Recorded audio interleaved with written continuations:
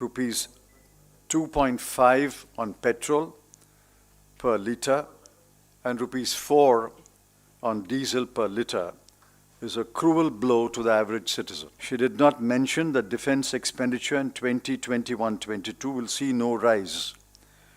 It is flat. The budget allocation for PM-KISAN Samman Nidhi has been reduced.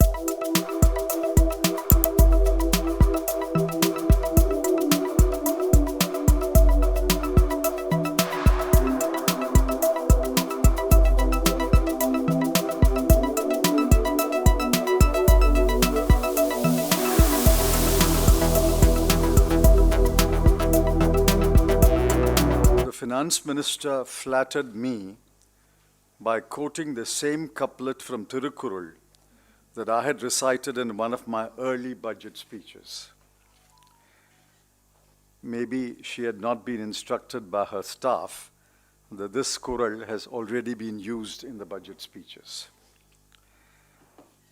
She flattered only to deceive.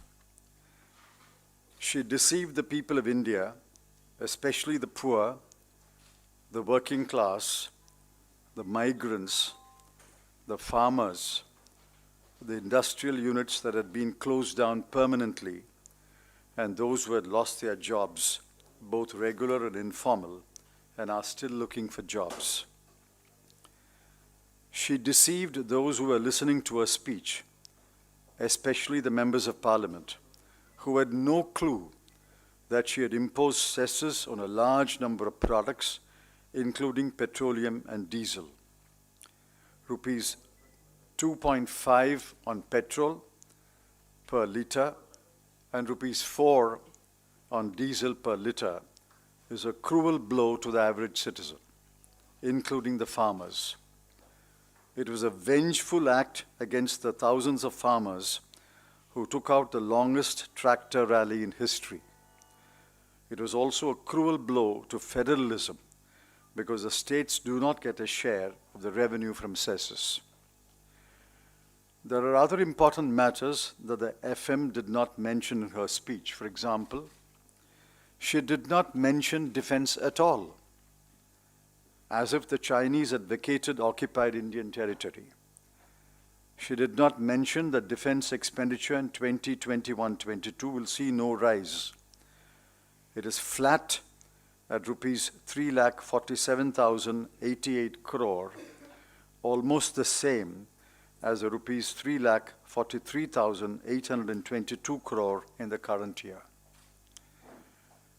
The FM gave out a mind-boggling figure of rupees 2,23,846 crore for health, a breathtaking rise from the BE of the current year of rupees 94,452 crore.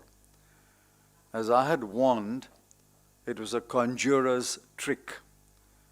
She added the one-time cost of vaccination, rupees 35,000 crore, and, mark this, and the Finance Commission grants amounting to rupees 49,214 crore.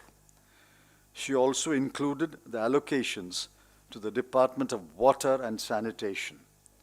Shorn of these add-ons, the allocations for health were rupees 72,934 crore in 2020-21 and rupees 79,602 crore in 21-22.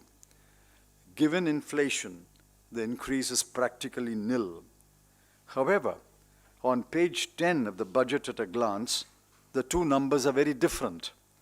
They are rupees 82,445 crore and rupees 74,602 crore, which means a reduction in expenditure from the level in the current year. What kind of additional health infrastructure can be built with this parsimonious allocation?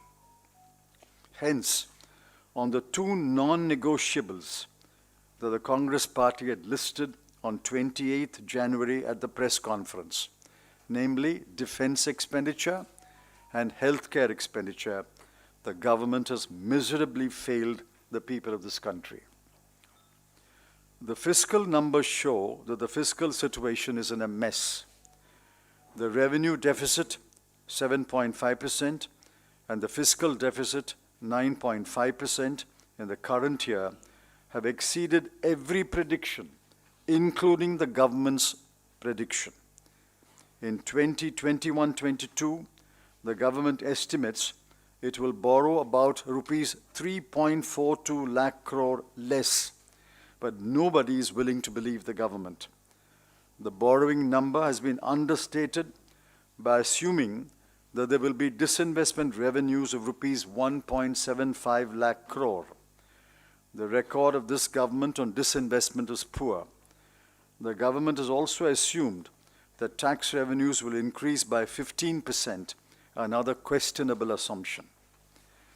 The revenue deficit, 5.1%, and fiscal deficit, 6.8% numbers for 21-22 will send alarm signals to the rest of the world, especially the investors and international lenders. Their apprehensions should have been allayed by laying out a credible fiscal correction path year by year until the year when the fiscal deficit will be 3% or less. Nothing of that sort was attempted by the FM. On the contrary, her target was 4.5% by 2025-26. Investors and lenders will bristle. There was a huge expectation that there will be a significant increase in government expenditure to offset sluggish private investment and private consumption.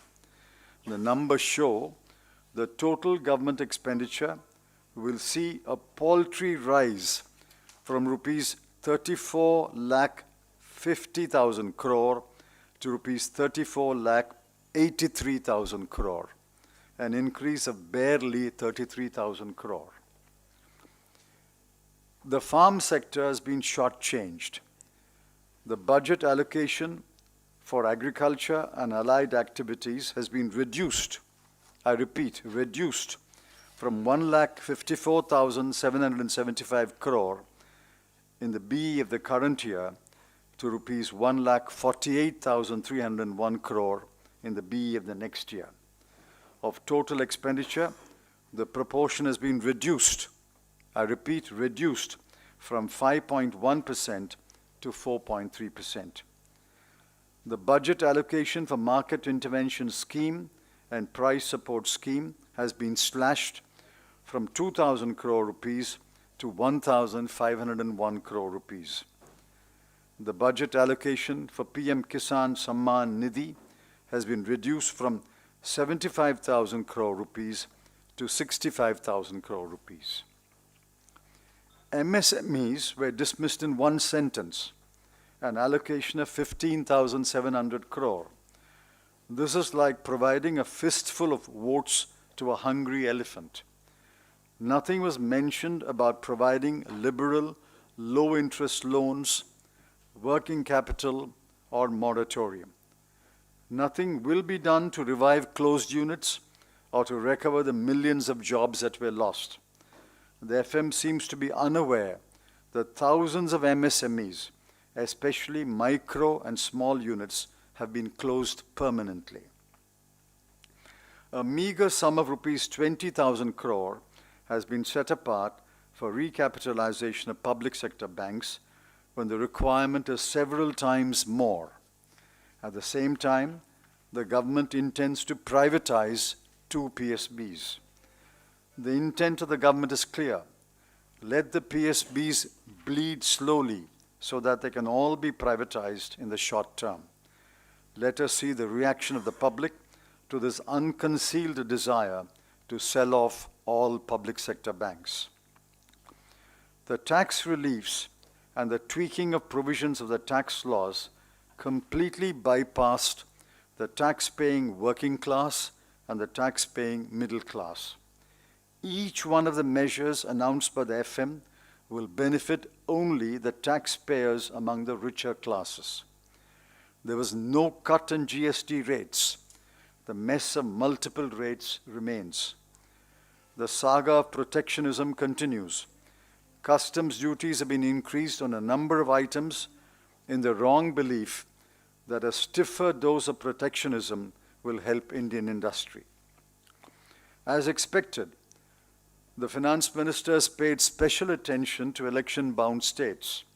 She announced large capital outlays, let me repeat that word, outlays, for Kerala, Tamil Nadu, West Bengal and Assam. People are not fools. They know that the proposals are only outlays and the actual expenditure will happen only after the schemes are approved and over a period of several years, depending upon the pace of implementation.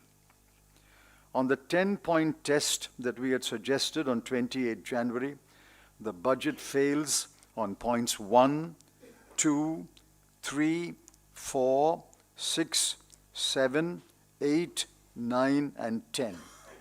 It barely passes on point 5. The FM had promised a budget like never before. Her mandate was to present an annual statement of revenue and expenditure for 21-22.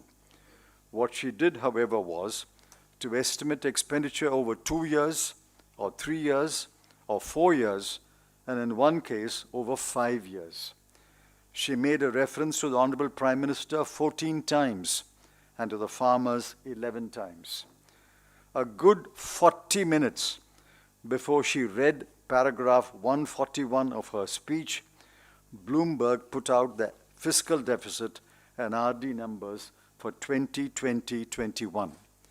Since the CBI and Enforcement Directorate are underworked, maybe this matter should be referred to them. The budget was a letdown like never before. It was not a budget like never before. It was a letdown like never before. The budget, like the previous one, will unravel sooner than you think. Thank you.